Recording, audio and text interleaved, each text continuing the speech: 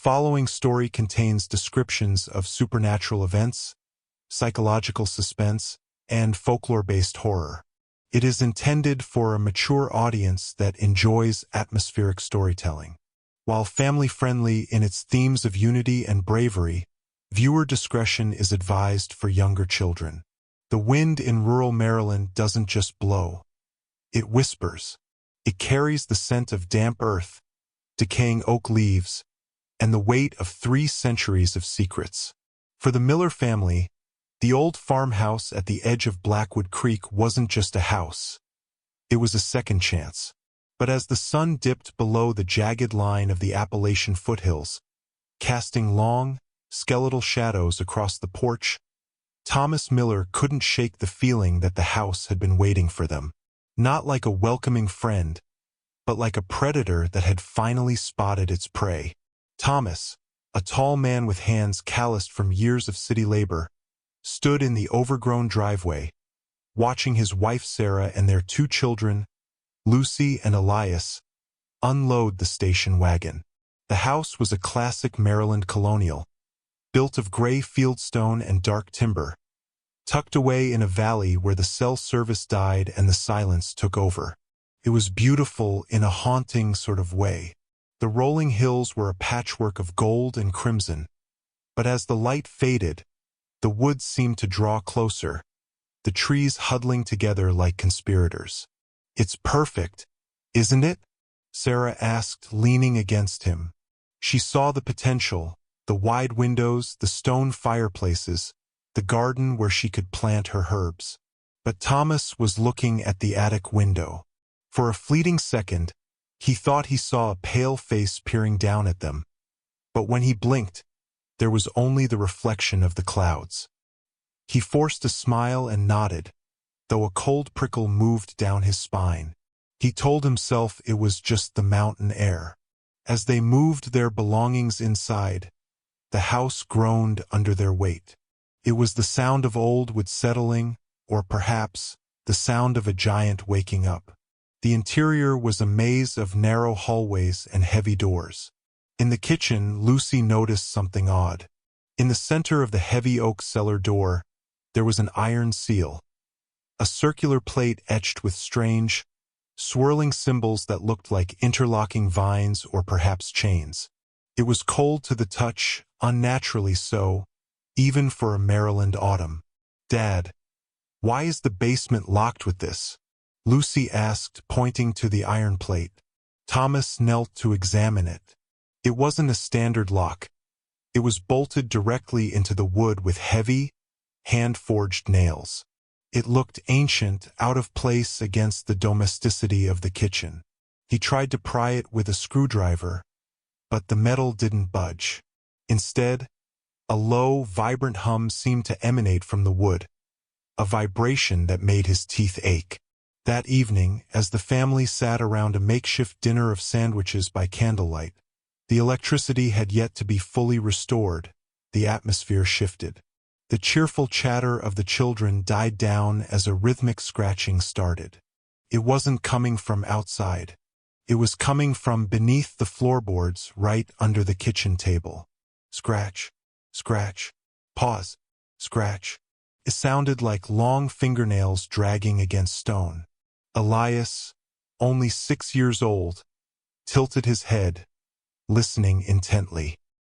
"He says he's hungry," the boy whispered, his eyes wide and vacant. Sarah laughed nervously, reaching out to ruffle his hair. "Who says that, honey? The squirrels?" Elias didn't laugh back. He looked directly at the cellar door, the iron seal shimmering faintly in the flickering candlelight. "The man in the dark. He says we brought him a feast." A heavy silence fell over the room. The scratching stopped abruptly, replaced by a sudden, violent thud from the cellar, as if something heavy had been hurled against the door. The iron seal rattled but held. Thomas stood up, his heart hammering against his ribs like a trapped bird. He realized then that this house didn't just have history. It had a tenant, and they had just invited themselves in. Every new journey requires us to be mindful of the ground we walk upon. Curiosity is a gift, but caution is the guardian of the home. The first morning at the Blackwood farmhouse arrived with a deceptive brilliance. Sunlight poured over the Maryland hills, turning the frost on the long grass into a sea of shattered diamonds. To any onlooker, the Miller family looked like the picture of American rural bliss. Thomas out on the porch with a mug of steaming coffee, Sarah unpacking crates of heirloom china, and the children playing near the edge of the vast, golden cornfield that bordered the property. But the sunlight couldn't reach the cold knots of dread tightening in Thomas's stomach. The memory of the previous night's thud against the cellar door felt like a bruise on his mind, dark and tender. The day progressed with a forced normalcy. Thomas spent the afternoon checking the perimeter of the house, trying to find a logical explanation for the scratching. Perhaps it was a badger, he told himself, or a stray dog trapped beneath the crawlspace. But the house seemed to resist his inspection. The stone foundation was solid, with no gaps big enough for an animal. Yet as he pressed his ear to the exterior wall, he heard it again. Tap, tap, tap, tap. It wasn't the frantic clawing of a beast. It was rhythmic, deliberate, like a finger testing the strength of a window pane. By mid-afternoon, the air grew heavy and still, the kind of oppressive quiet that precedes a summer storm, even though it was deep autumn. Sarah was in the kitchen when she realized the house had become too quiet. The usual sounds of Lucy and Elias arguing over a ball had vanished. She stepped onto the porch, her voice cutting through the silence as she called their names. Lucy emerged from behind the barn, looking confused, but Elias was nowhere to be seen. Her heart skipped a beat as her eyes drifted to the cornfield. The stalks were over 6 feet tall, a dried, golden labyrinth that seemed to ripple even though there was no wind. Thomas and Sarah ran toward the field, their boots crunching loudly on the dry earth. They found Elias standing 20 yards into the corn, perfectly still. He wasn't crying or scared. He was leaning forward, his head tilted as if sharing a secret with someone standing just out of sight between the rows. The dry husks of the corn rattled around him, making a sound like 1,000 dry tongues whispering in unison. When Thomas grabbed his shoulder, the boy didn't flinch. He just pointed into the dense thicket of stalks. "He says the iron is getting thin, Daddy?" Elias said, his voice devoid of its usual childish lilt. "He says the hungry guest doesn't like the sun, but he loves the harvest." Thomas looked where the boy was pointing. For a split second, he saw the corn stalks part, not as if moved by a breeze, but as if a tall, impossibly thin shape had just stepped back into the shadows. There was a smell sweet and cloying, like overripe fruit left to rot in the sun. They hurried Elias back to the house, locking the doors despite the daylight. As evening approached, the tapping shifted from the exterior walls to the interior. It moved from the kitchen to the living room, then up the stairs, following the family as they moved.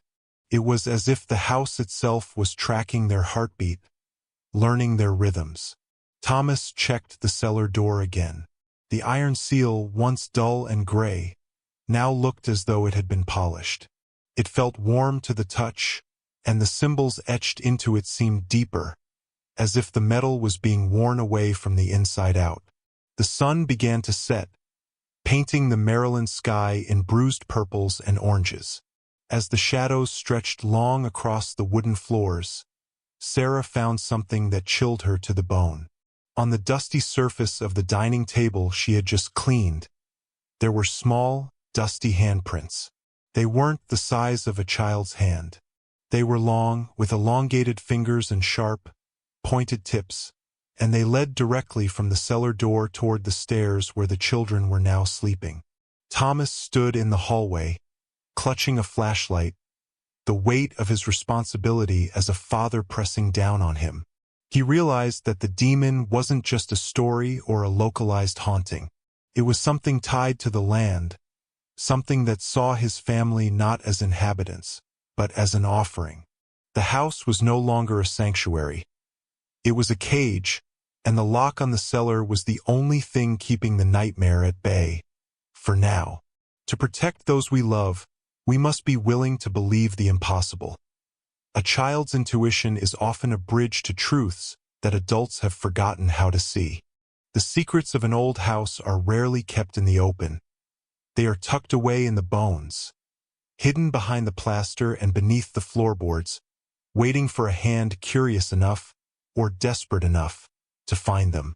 As the second night bled into a cold, gray morning, a heavy fog rolled off Blackwood Creek, swallowing the Maryland Valley in a shroud of white. Inside the farmhouse, the air felt thick, as if the house itself was holding its breath. Sarah Miller, unable to sleep after seeing the elongated handprints on the table, found herself drawn to the small, neglected pantry at the back of the kitchen. It was a cramped space that smelled of dried thyme and ancient dust, a place where the modern world felt 100 miles away. While moving a stack of rotted wooden crates, Sarah noticed a discrepancy in the floorboards. Most of the house featured wide plank oak, but here one section was patched with a darker, rough-hewn timber. It rattled when she stepped on it, driven by an impulse she couldn't explain, a tugging at her subconscious that felt like a needle pulling thread. She used a kitchen knife to pry the board loose. Beneath it, nestled in a bed of dry hay and old wool, lay a book.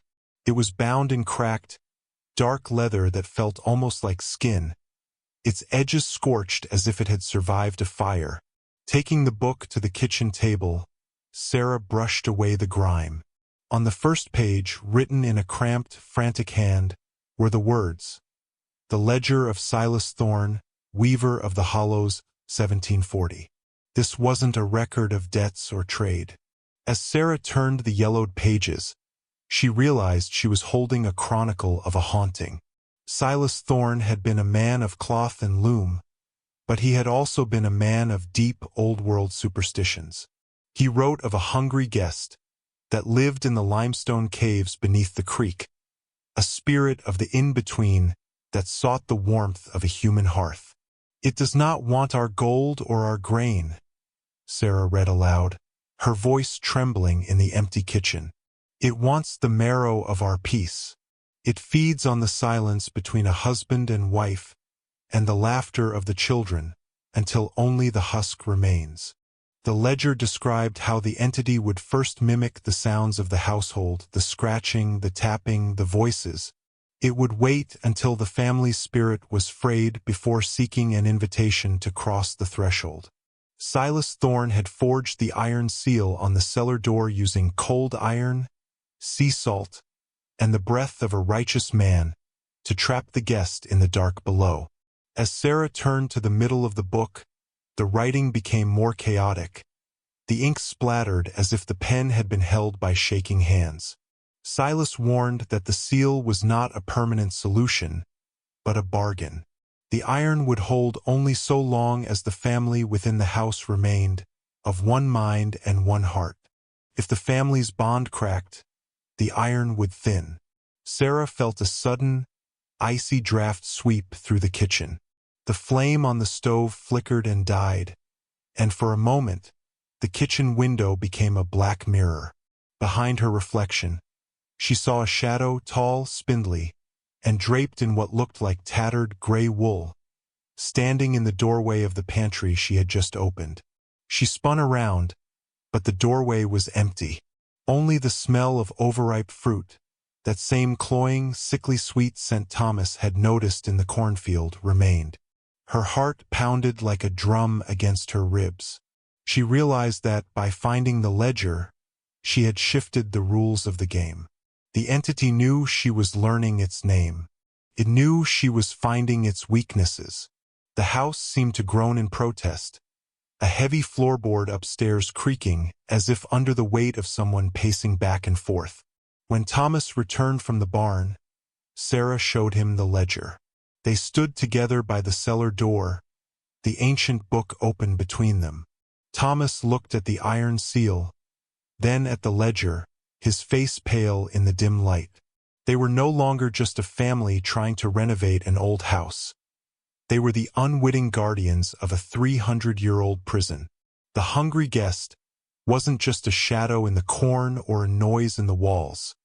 It was an ancient hunger that had been waiting for a new family to break. Knowledge is the first line of defense. Understanding the history of our surroundings allows us to face the present with a clear mind and a steady heart. The sun did not set that evening. It seemed to be swallowed by the earth, leaving behind a sky the color of a fresh bruise. Inside the Miller farmhouse, the atmosphere had reached a fever pitch of unspoken dread. Thomas and Sarah had decided to keep the children in the living room, the ledger of Silas Thorne resting on the mantel like a holy relic or a cursed object. They weren't yet sure which. They tried to keep the conversation light, but every time a log popped in the fireplace, Lucy would jump, and Elias would stare at the corners of the ceiling, his eyes following something no one else could see. To maintain a sense of home, Sarah insisted on a proper dinner. They sat at the heavy oak table, the same one where Sarah had found the elongated handprints. The clink of silverware against porcelain was the only sound in the room, a sharp, artificial noise against the heavy silence of the Maryland woods. Thomas looked at his family, his heart aching. He had brought them here for peace, for a clean slate, and now they were huddled together like survivors of a shipwreck. He reached across the table to squeeze Sarah's hand, but as their fingers met, the air in the room suddenly turned frigid. It happened in an instant. The large, ornate mirror hanging over the sideboard, a piece that had come with the house, began to groan. A single hairline fracture appeared in the center of the glass. Then, with a sound like a gunshot, it shattered. Shards of glass didn't just fall. They flew outward, as if pushed by an invisible force. Thomas lunged across the table, shielding Elias and Lucy with his own body. When the dust settled, the mirror was a jagged web of silver, and the reflection it showed was no longer the room they were sitting in. In the broken glass, the Miller family saw the dining room, but it was decayed. The walls were weeping black moisture, and the furniture was rotted. Standing in the center of that reflected ruin was a figure. It was tall, its limbs unnaturally long and jointed like a spider's. It wore the tattered gray wool Silas Thorne had described, but where its face should have been, there was only a hollow darkness, save for 2 pinpricks of pale, sickly light. It wasn't looking at Thomas or Sarah. It was looking at the cellar door, which was reflected behind them in the shards. "Don't look at it," Thomas commanded, his voice raw. He grabbed the heavy tablecloth and threw it over the remains of the mirror, cutting off the vision. But the manifestation wasn't over. Outside, the dogs in the distant valley began to howl in a terrifying, synchronized chorus. From the woods at the edge of the property, a low, guttural vibration began to rise.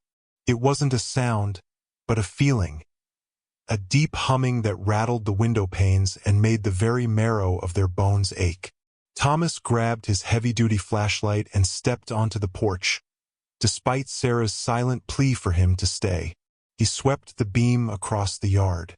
The mist was so thick it looked like curdled milk. At the edge of the cornfield, right where the trees of the Blackwood forest began, he saw it. The figure from the mirror was standing there, physical and real. It stood nearly 8 feet tall, its silhouette blending into the twisted branches of the oaks. It didn't move. It just watched, a silent sentinel of the dark.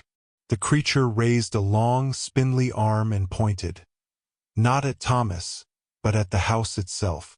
Specifically, it pointed toward the kitchen window, where the cellar door sat just inside.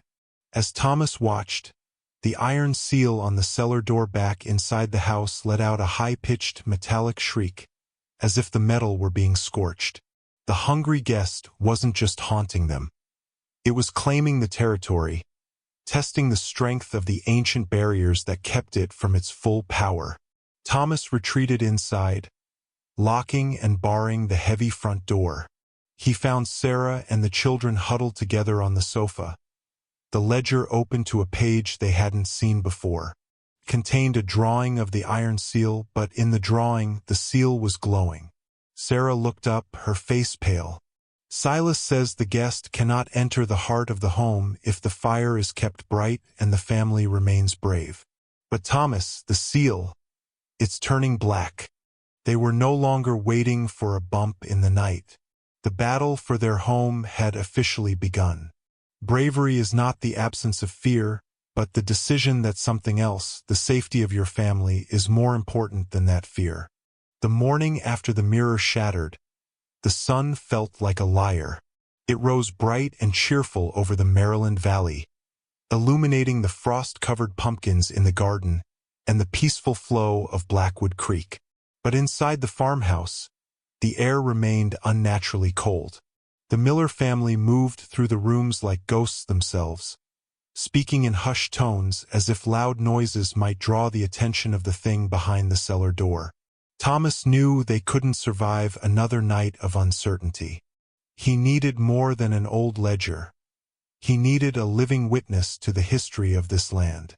Leaving Sarah with a heavy iron fire poker and instructions to keep the children in the sun-drenched kitchen, Thomas drove to the small town of Oakhaven, 10 miles down the winding mountain road.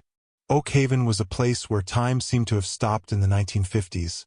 A single main street, a hardware store with a creaky wooden porch, and a small stone library that looked like it had been carved directly out of the hillside. It was here he found Mr. Abernathy, a man whose skin looked like crumpled parchment and whose eyes held the weary wisdom of a century. Mr. Abernathy didn't seem surprised to see Thomas. He didn't even wait for Thomas to finish his story about the scratching and the mirrors. He simply leaned back in his creaky leather chair, the smell of pipe tobacco and old paper clinging to him like a second skin. "You bought the Thorn place?" the old man said, his voice a gravelly whisper. "I told the realtor that house wasn't for sale. It was for keeping. Some things aren't meant to be owned. They're meant to be guarded." Abernathy pulled a drawer from a heavy oak filing cabinet and produced a map dated 1812. He pointed a trembling finger to the spot where the Miller farmhouse stood. The local tribes called that the Hollow of Echoes. It's a place where the veil between what is and what was is thin. Silas Thorne didn't build that house for his family. He built it as a cork in a bottle. The hungry guest you saw? That's a devourer of discord. It doesn't just want your life, Mr. Miller. It wants your peace. It feeds on fear, on the little arguments between husband and wife, on the secrets we keep from our children. Thomas felt a cold sweat break out on his forehead. "The iron seal," he stammered. "It's turning black. How do we stop it?" Abernathy looked at him with a pitying expression. "The iron is a physical manifestation of your family's bond. Every time you doubt each other, every time fear takes hold of your heart, that iron thins. You aren't fighting a demon with a sword. You're fighting it with your soul. If you let the fear divide you, the seal will shatter, and the guest will no longer be a guest. He will be the master of the house." The old man grabbed Thomas's arm, his grip surprisingly strong. "Listen to me, son. Respect the land. That entity was there before Maryland was a colony. It will be there after the stones of your house have turned to dust. You cannot kill it. You can only endure it until it tires of you. Go home. Don't hide the truth from your wife or your children. The guest loves a secret. If you keep things from each other, you're just opening the door for him." As Thomas drove back toward Blackwood Creek, the sky began to darken prematurely. A heavy, gray wall of clouds rolled in from the west, casting the forest into a deep, sickly green twilight. He thought about the small disagreements he and Sarah had since the move, the stress of the mortgage, the frustration of the repairs. He realized with a jolt of terror that the entity hadn't been attacking them. It had been harvesting them. It had been stoking their anxieties to weaken the very seal that kept it trapped. When he pulled into the driveway, the house looked different. The windows seemed like vacant, staring eyes. He saw Sarah standing on the porch, her face a mask of terror. She didn't say a word. She simply pointed toward the barn. There, etched into the red paint of the barn doors in a substance that looked like black bile, were the words, "A house divided." Thomas realized then that the elder's warning wasn't just about the past. It was a prophecy for the night to come. The guest was no longer content with whispers. It was ready to feast. We must respect the history and the legends of the land we inhabit. True strength lies not in isolation, but in the transparency and unity of the family. The cold didn't just arrive. It invaded. As Thomas stepped onto the porch and looked into Sarah's terrified eyes, the temperature plummeted, turning their breath into frantic plumes of white mist. The warning from Mr. Abernathy echoed in Thomas's mind like a tolling bell. The guest feeds on discord. He looked at the black, oily words smeared across their barn, "A house divided," and felt a wave of shame. Every sharp word, every secret worry about money, every moment he had spent doubting Sarah's fears had been a chisel, hammering away at the iron seal in the kitchen. Thomas grabbed Sarah's hands, his own shaking. "We have to talk," he whispered, pulling her inside and locking the heavy oak door. He gathered the family in the center of the living room, away from the windows and the mirrors. With the flickering light of the fireplace casting dancing shadows against the walls, Thomas told them everything. He spoke of Silas Thorne, the devourer of discord, and the old man's warning. He apologized for his skepticism, for trying to be the strong provider while ignoring the rot in the foundation of their peace.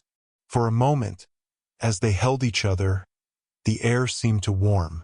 The bond was holding. But the hungry guest was not a creature that yielded easily to a moment of sentiment. It had been waiting for 3 centuries for a crack, and it had finally found one. A sound erupted from the kitchen.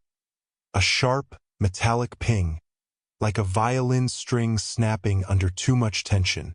It was followed by a low, grinding noise that vibrated through the floorboards. Thomas lunged for the kitchen, his flashlight cutting through the gloom. When the beam hit the cellar door, his heart nearly stopped. The iron seal, the ancient barrier forged in 1740, lay on the linoleum floor. It hadn't been unscrewed or pried off. It had shattered into a dozen jagged pieces of black, brittle slag. The cellar door, which had been bolted and sealed for generations, was now slightly, impossibly ajar. "Stay back!" Thomas shouted as Sarah and the children appeared at the doorway.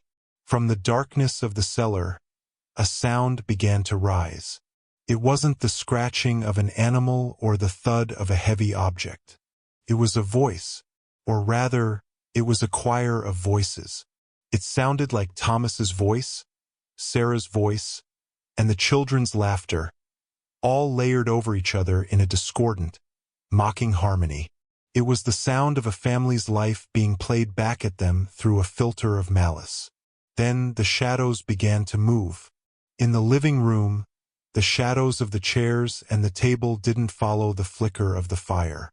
They began to stretch and lengthen, detaching themselves from the furniture. They crept along the walls like spilled ink, converging toward the open cellar door. The kitchen light, the one bulb that had been working, began to pulse with a sickly violet hue before exploding in a shower of glass. In the total darkness that followed, the only thing visible were 2 pinpricks of pale light rising slowly from the cellar stairs. "The hearth!" Sarah cried out, remembering the weaver's ledger. "Silas said the heart of the home is the only sanctuary." Thomas grabbed the children, practically carrying them back into the living room toward the fireplace. But as they retreated, The floor beneath them felt soft, as if the wood were turning to peat. The house was no longer a solid structure. It was becoming an extension of the entity. The walls seemed to groan in a language of splinters and sighs, and the front door, their only exit, was now covered in a thick, pulsating layer of the same black bile that had been on the barn. They were trapped. The boundary between the world of the living and the darkness of the hollows had finally broken. The hungry guest was no longer outside the walls or beneath the floors. It was in the room with them, a towering, spindly shape of absolute darkness that absorbed the very light of the fire. Thomas stood in front of his wife and children, clutching the iron fire poker, knowing it was a useless weapon against a ghost. But he didn't move. He stood his ground, his fear replaced by a cold, hard determination. A home is only as strong as its emotional foundations. When we allow secrets and anger to fester, we break the very seals that keep the darkness at bay. The world outside the Miller farmhouse had ceased to exist. What had begun as a typical Maryland mist had transformed into something thick, sentient, and impossibly white. It pressed against the window panes like a physical weight, obscuring the barn, the cornfield, and even the ancient oaks of Blackwood Creek. Inside, the house felt as though it had been unmoored from the earth, floating in a void of cold, damp silence. Thomas, Sarah, and the children huddled by the dying embers of the fireplace, the only source of warmth in a home that now felt like a tomb. The air, it tastes like iron, Sarah whispered, clutching a blanket around Lucy's shoulders. She was right. The atmosphere was metallic and heavy, vibrating with the low-frequency hum of the entity that had escaped the cellar. The boundaries of the house were no longer fixed. When Thomas looked down the hallway toward the kitchen, the door seemed miles away, shimmering in the gloom. The architecture of the farmhouse was beginning to warp, reflecting the distorted reality of the hungry guest. In the flickering light, the family tried to stay together, but the house had other plans. A sudden, violent gust of wind, impossible, as all the windows were closed, swept through the living room, extinguishing the fire and plunging them into absolute, obsidian darkness.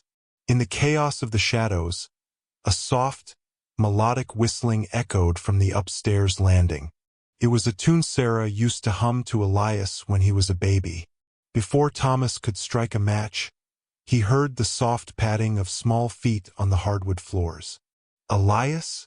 Elias, stay still," Thomas shouted, his voice sounding muffled, as if he were shouting underwater. He fumbled with his flashlight, the beam cutting through the darkness to reveal Sarah and Lucy huddled together, their faces pale with terror. But the spot where Elias had been sitting was empty. The boy, drawn by the familiar, mocking tune of the entity, had wandered into the shifting labyrinth of the hallway. The house groaned, and the door to the living room slammed shut with a finality that shook the stone foundation. Thomas and Sarah threw themselves against the door, but it wouldn't budge. It wasn't locked. It was as if the wood had fused with the frame. From the other side, they heard Elias's voice, small and distant. "Mommy? Dad? The man in the gray coat says the basement is warm. He says the fog is just a blanket." The terror in Sarah's eyes turned into a fierce, maternal rage. She grabbed the weaver's ledger from the mantel and pressed it against the door. "By the bond of this hearth, let us through," she commanded, her voice ringing with a strength she didn't know she possessed. The door groaned and swung open, but the hallway beyond was not the one they knew. It was filled with the ghost-white mist, swirling in patterns that looked like reaching fingers. They moved forward, hand in hand, refusing to let go. They found Elias standing at the top of the cellar stairs, his hand on the railing, his eyes fixed on the darkness below.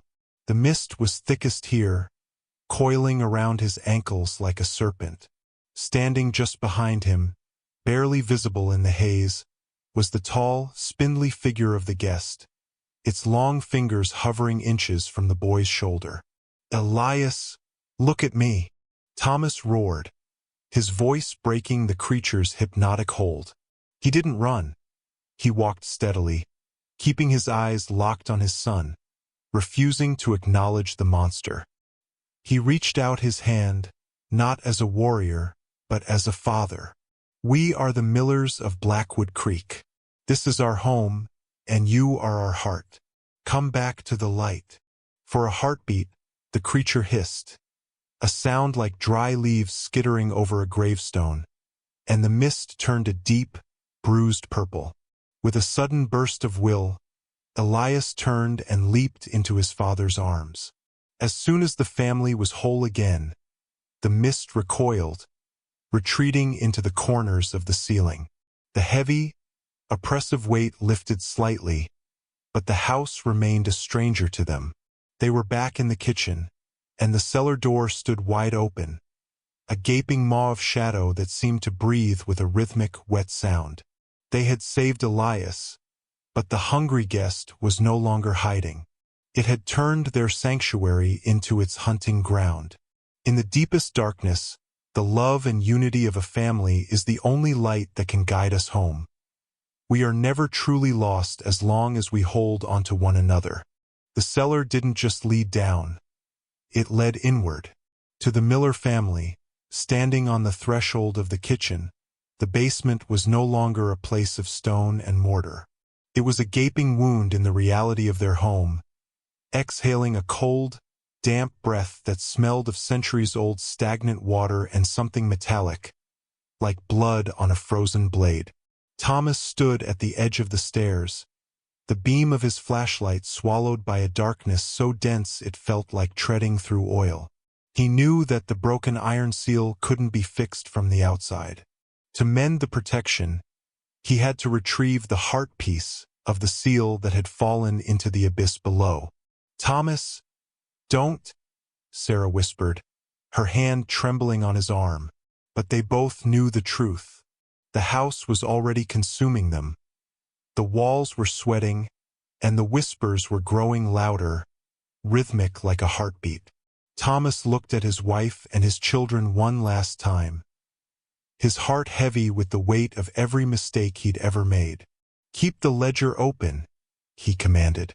"Read the words of Silas Thorne. Don't let the fire in your hearts go out, no matter what you hear from down there." With a final, lingering look, he stepped into the maw of the dark. As Thomas descended, the wooden stairs groaned, but the sound didn't stop. It echoed and transformed, becoming the sound of his old office in the city. The ringing phones, the harsh reprimands of a boss he could never please, the crushing weight of the debt that had driven them to this isolated Maryland valley. The cellar walls didn't look like limestone anymore. They shimmered with the images of his own failures. He saw a version of himself sitting at a desk, head in hands, while a younger Elias cried in the background.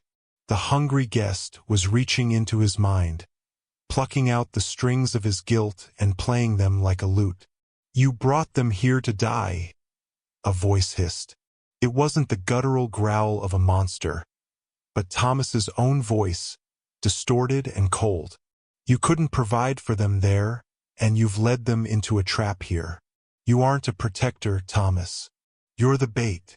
The flashlight in his hand began to flicker.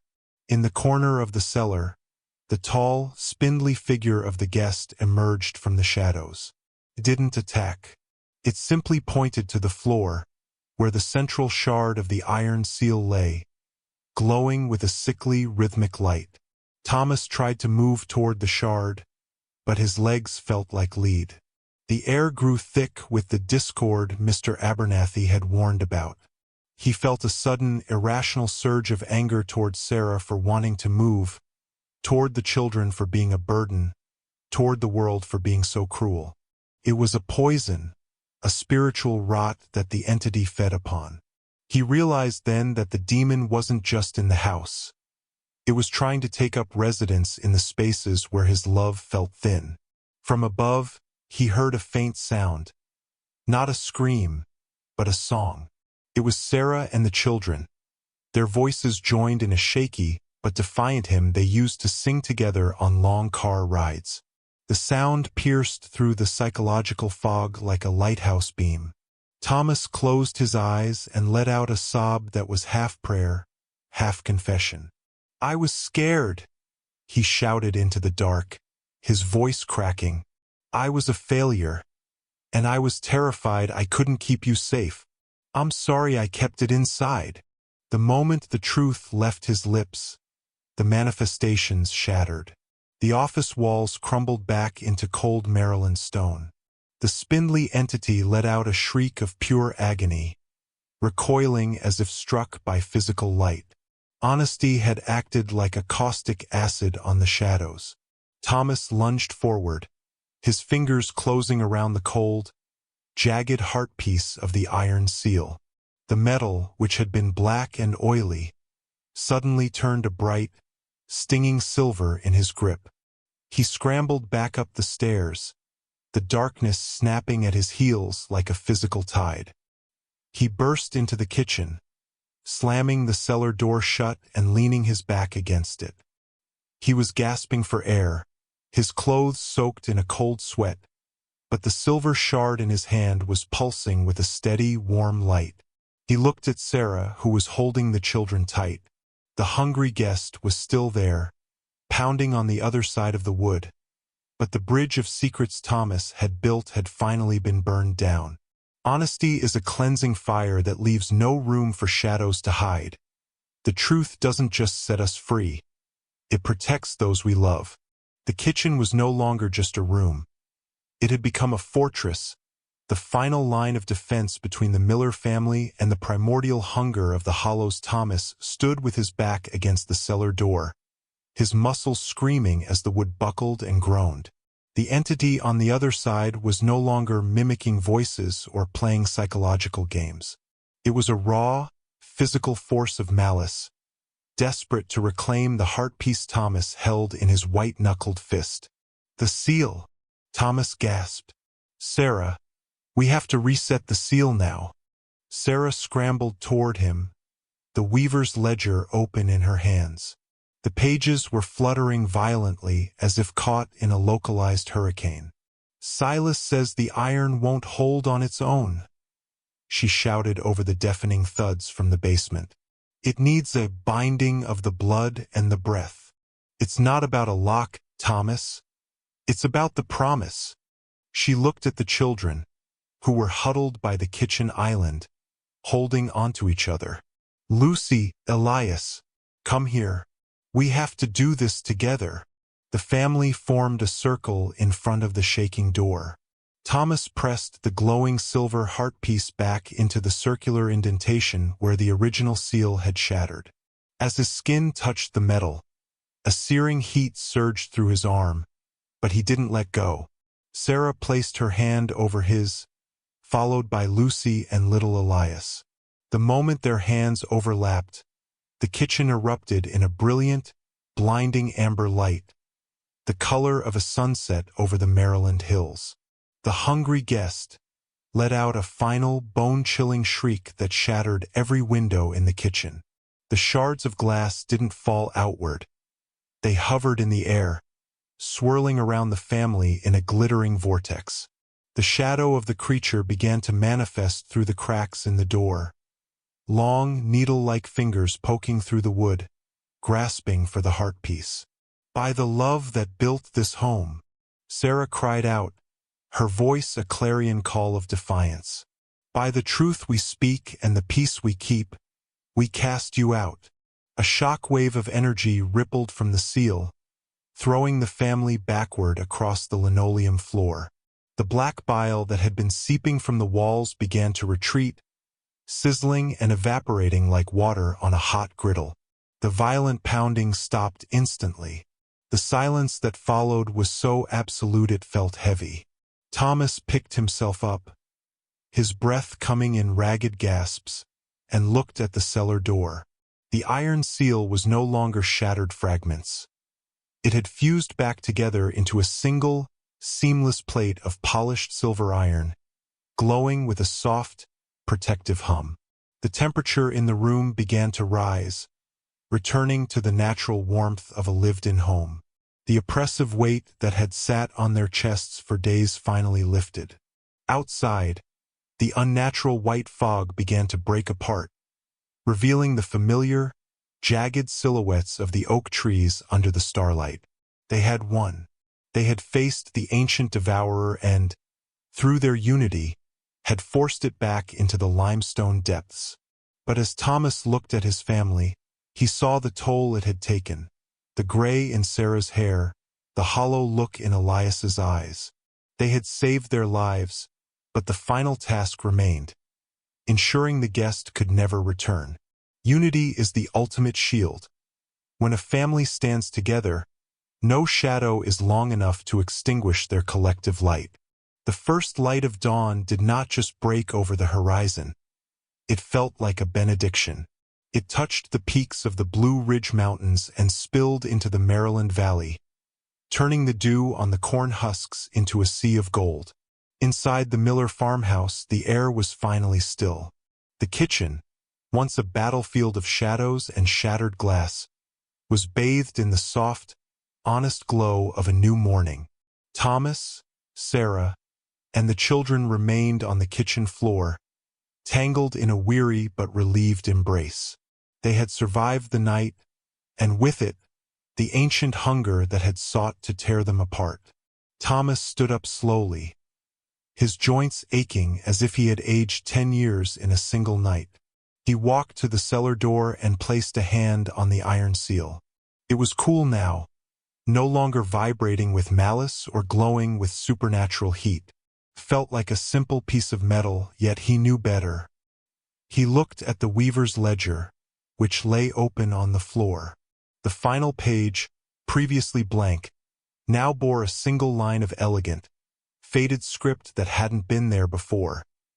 The guest remains, but the host is stronger. They didn't pack their bags and flee, as many might have expected. Instead, they spent the day reclaiming their space. Together, they swept up the glass from the broken mirrors and windows, burying the shards in a deep pit at the edge of the property, a symbolic burial of their reflected fears. They scrubbed the black stains from the barn and the walls with salt and spring water, reclaiming the wood for the world of the living. As they worked, the heavy silence of the previous days was replaced by the natural sounds of the Maryland countryside. The call of a red-tailed hawk, the rustle of the wind in the oaks, and the genuine, bubbling laughter of Elias playing in the yard. That evening, the family gathered on the porch to watch the sunset. The valley looked different now, not ominous, but ancient and deeply dignified. Thomas knew that the hungry guest was still down there, lurking in the limestone veins of the earth, but the power it held over them was gone. It had fed on discord, and they had replaced that discord with a transparent, unbreakable bond. They were no longer just inhabitants of the house. They were the new weavers, the guardians of the seal. As the stars began to poke through the purple velvet of the sky, Thomas took a final look at the woods. For a split second, he saw a tall, spindly shadow standing at the edge of the creek. But this time it didn't point or hiss. It simply stood there, a part of the landscape, before fading into the trees. Thomas realized that the legends of the American soil aren't things to be conquered, but things to be understood. The land has its shadows, but those shadows only have the power we give them through our own secrets and fears. The Millers stayed at Blackwood Creek for many years, and the story of the family that survived the demon became a local legend, whispered in the hardware store of Oakhaven. But to Thomas and Sarah, it wasn't a ghost story. It was a testament. They had learned that a home isn't built of stone and timber, but of the truth spoken between its walls.